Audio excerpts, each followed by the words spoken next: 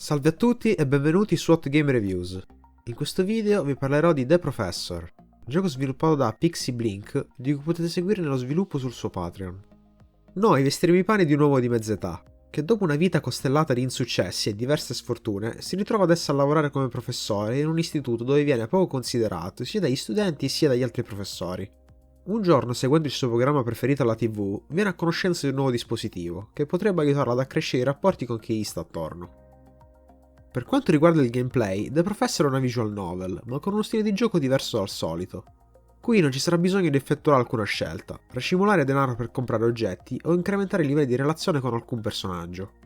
Infatti, dopo il breve prologo, che ci farà conoscere il nostro controverso protagonista, ci si presenterà a noi la schermata di selezione delle interazioni. Qui, cliccando su una qualsiasi di queste, potremo avanzare nella mini storia del personaggio scelto e visualizzare tutte le varie interazioni a lui dedicate.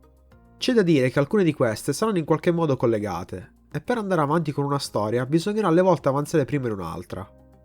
E sul gameplay non c'è molto altro da dire. Il nostro professore si sveglierà la mattina, andrà al lavoro, sceglierà l'azione da svolgere durante quella giornata, per poi ricominciare da capo il giorno successivo. Adesso, parlando della storia, anche qui non aspettatevi di trovare né profondità né degli spunti narrativi interessanti. Questa è resa volutamente sconclusionata e delirante, e quasi nella totalità dei casi quello che succede in gioco non potrebbe mai rispecchiare delle situazioni reali o plausibili. Ma forse questo è anche il suo bello, creando spesso momenti talmente surreali da risultare divertenti. E lo stesso vale per i personaggi, che sono praticamente tutti delle macchiette comiche, a partire proprio dal protagonista, un personaggio fuori di testa e decisamente discutibile, che però a parer mio, a differenza degli altri, è impossibile apprezzare e che alle volte mi ha quasi portato ad abbandonare il gioco.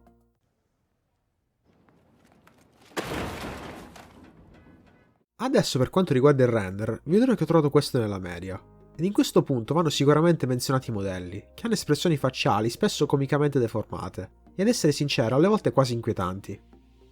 Un merito che senza dubbio si può dare a The Professor è il numero di animazioni, che per quanto queste siano di qualità mediocre, c'è da dire che queste sono moltissime, più di quante mi sia mai capitato di vedere in qualunque altro gioco del genere, e che sicuramente riescono ad arricchire l'esperienza di gioco e a compensare alcune sue mancanze.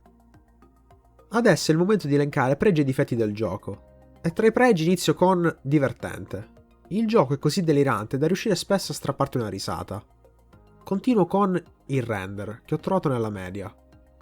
Le animazioni, che anche se non di alta qualità sono sicuramente molte, e musica e suoni che arricchiscono le fasi di gioco. Mentre tra i difetti inserisco il gameplay, decisamente monotono, la caratterizzazione, pressoché inesistente, e il protagonista, un personaggio viscido che rende difficile immedesimarsi in lui. Per quanto riguarda il voto, quello che mi sento di dare si aggira intorno al 7. The Professor non sarà probabilmente tra i migliori giochi del genere, ma se siete in cerca di qualche momento di svago, senza dovervi troppo focalizzare sulla storia e sui personaggi, potrebbe fare al caso vostro. Grazie per aver seguito questa puntata di Hot Game Reviews. Lascio in descrizione la pagina Patreon dell'autore, e se avete qualche domanda da farmi o volete dirmi qualcosa, lasciate pure un commento. Alla prossima!